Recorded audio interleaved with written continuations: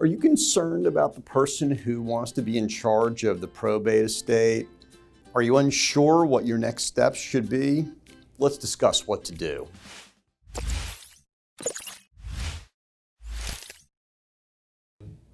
Hi, I'm probate attorney Scott Grossman. By the end of this video, you'll understand two things. First, the grounds for objecting to the appointment to a particular person as the administrator or executor of the probate estate. And second, the additional steps you should take to successfully protect your interests.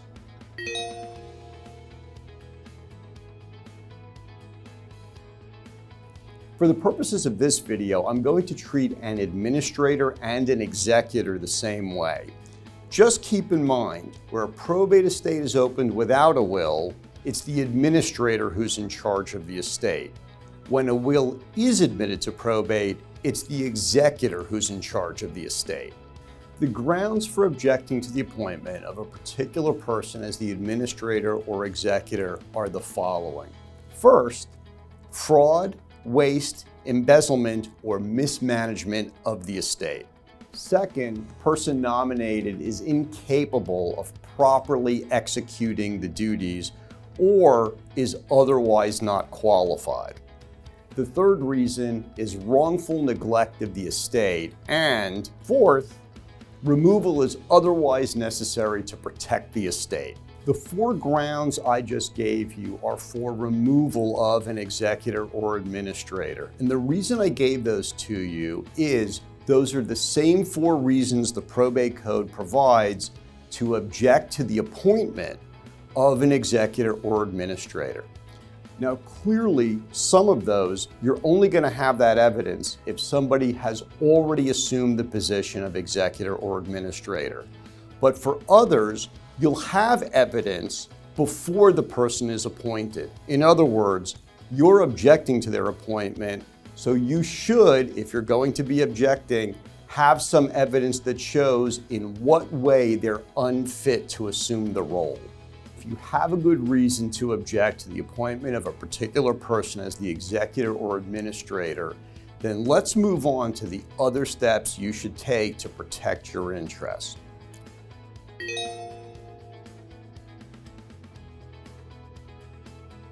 The first is to file a written objection before the hearing date on the petition for probate.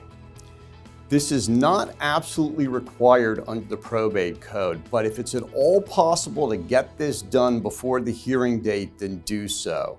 And the reason is this. Though the probate code says that you're entitled to show up and orally object at the hearing, different judges, frankly, have different personalities and different tolerances for this. Some are very generous and will give you plenty of time to file a written objection. Others will only give you a very short period of time. If you know the date is coming and you've got the evidence you need to file the objection, then if at all possible, get that objection filed before the first hearing date on the petition for probate. The second thing you want to do to protect your interests is file your own petition for probate. And I'm going to call this a competing petition for probate. The reason this is important is if you simply object to somebody who says they want to serve, that leaves the court in a quandary if you don't have your own petition. And that's because you're saying there's a person who I don't want to have that role, but I haven't yet told you who I do want to have that role. When probate opens, somebody has to serve as either the executor or the administrator. By filing your own probate petition, you're telling the court who it is you want to serve in that role. If you're ready to start your case, then give us a call or visit our website to fill out our contact form.